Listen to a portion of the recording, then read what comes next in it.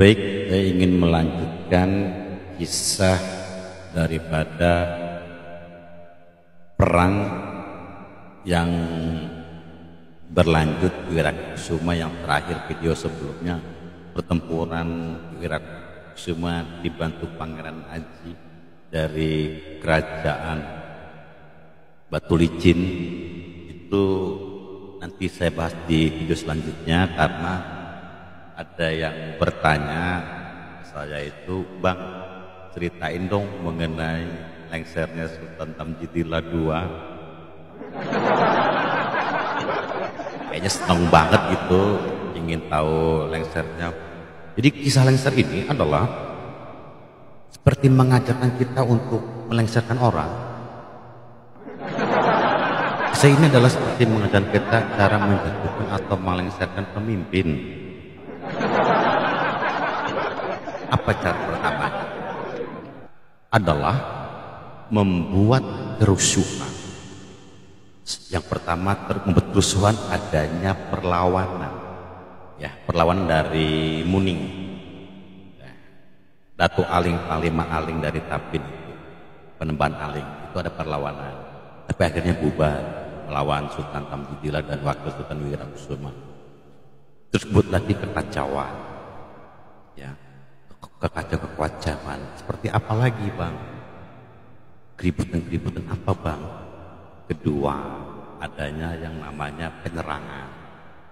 Itu kedua adalah penyerangan disebut tambang batu bara Oranye Nassau yang di Pangaron.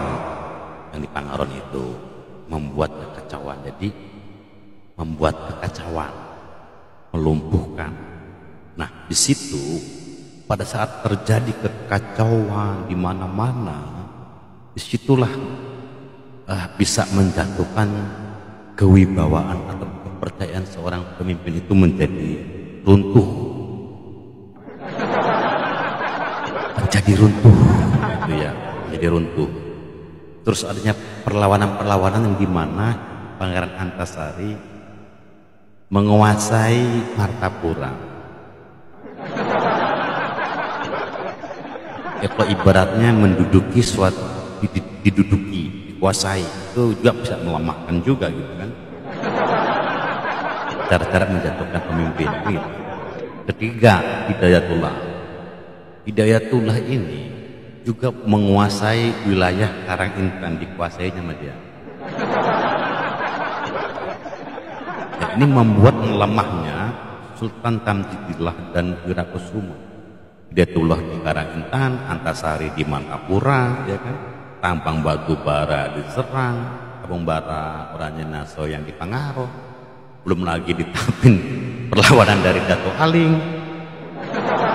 Disinilah akhirnya banyak serangan, disitulah timbul, ya. Di video sebelumnya saya sudah bahas mengenai pengangkatan Sultan dan pengangkatan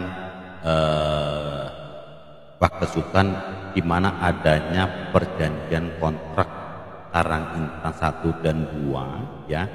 Saya sudah sampaikan di situ Sultan Soleman dan Sultan Adam membuat perjanjian di mana pemilihan Sultan dan pemilihan Wakil Sultan itu persetujuan Belanda. Jadi bukan maksud di sini Tamjidillah dan Wirakusuma pro Belanda, nggak begitu. Hidayatullah itu nggak begitu. Hidayatullah itu adalah adiknya Wirakusuma. Hidayatullah itu adalah adiknya Tamjidillah. Pangeran Antasari yang menyerang tambang batu bara Oranye itu yang di Pangaron, itu ayah mertuanya Wirakusuma. Wirakusuma ketawa, ini ayah mertua ngapain? Saya kan Wakil Sultan, ngapain serang di sana? Wirakusuma ketawa. Kenapa? Anaknya Wirakusuma, cucunya Wirakusuma, anaknya Antasari, cucunya Antasari itu lagi sama Wirakusuma di Keraton Banjar menjadi istri, kan begitu. Ngapain coba ayah mertua ini?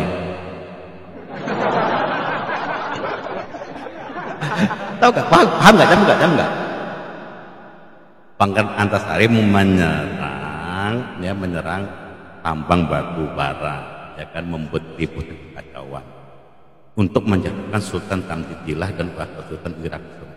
Sedangkan logikanya putrinya dia ada di sebelahnya Wirakusuma sebagai Ratu Wirakusuma, dan anaknya dia ada di sampingnya Wirakusuma sebagai Ratu Wirakusuma, sebagai Ratu Wakil Sultan. Coba logikanya. Dan cucunya Antasari ada sama Wirakusuma.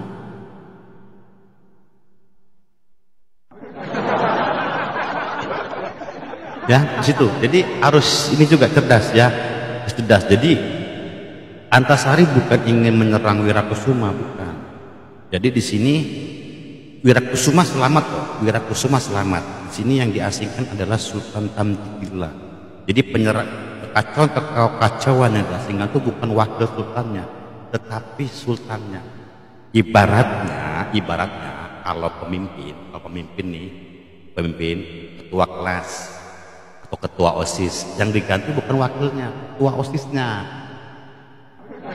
Itu loh, paham ya?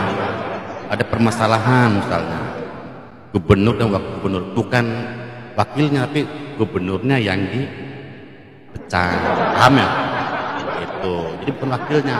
Jadi Wirakusuma itu aman.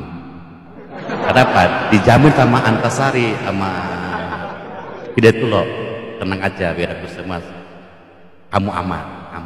Udah diajarin sama Antasari sama Hidayatullah. Ya, paham ya, jelas ya. Jadi gangguan itu adalah untuk pemimpinnya, jadi bukan wakilnya, bukan. Ya, paham ya. Jadi seperti zamannya Soeharto sama Habibie ya. Nah, yang lengser kan Soeharto nya bukan Habibie-nya. Nah, setelah lengser, Habibie-nya naik menjadi dari wakil presiden naik menjadi presiden. Begitu juga Wirakusuma. Pada saat Sultan Tamjidillah diusir ke Empang Bogor, secara tidak langsung Hidayatullah dan Antasari mendukung Wirakusuma untuk naik atau menjadi sultan.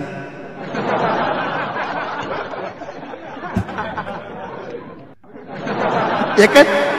Berarti Hidayatullah dan Antasari itu mengangkat Wirakusuma untuk naik menjadi sultan.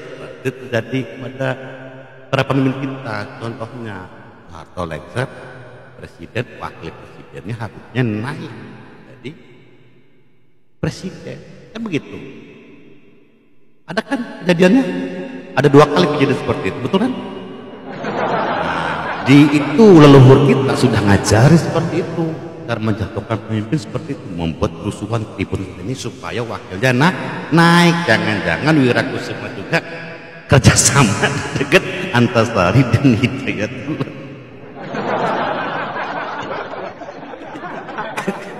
Ya, gitu ya. Jadi harus tahu di sini ya. Jadi posisinya Pangeran Antasari itu adalah ayah mertuanya Wirakusuma. Wirakusuma adalah anak mantu. Ya, itu poin dulu. Pangeran Antasari tidak akan menyerang melukai Wirakusuma. Kenapa? Sekalinya Antasari posisi Wirakusuma sebagai wakil sultan, wakil raja, anaknya Antasari adalah ratu, wakil sultan. Pada saat ayah mertua macam-macam, bisa jadi berakhir nyawa hidup anaknya dan cucunya cicitnya selesai di dunia ini, akan dibinasakan oleh Wirakusuma. Tamat putri anaknya, yang istrinya Wirakusuma itu anaknya Pangeran Antasari, tamat sampai melukai wakil sultan, wakil raja, mau diganggu oleh Antasari, selesai. Anak dan cucunya dia selesai di dunia pastinya. Makanya Antasari tidak mau ganggu Wirakusuma, tidak mau ganggu. Dari abad 19 sampai 20 tidak ada saya temukan di website, di internet maupun di mana-mana yang berani menghujat Wirakusuma. Tidak ada yang berani, tidak berani. Karena Wirakusuma anak mantu Pangeran Antasari, pahlawan nasional.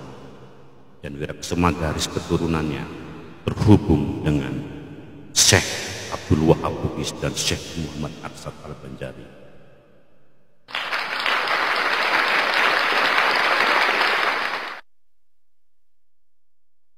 Syekh Muhammad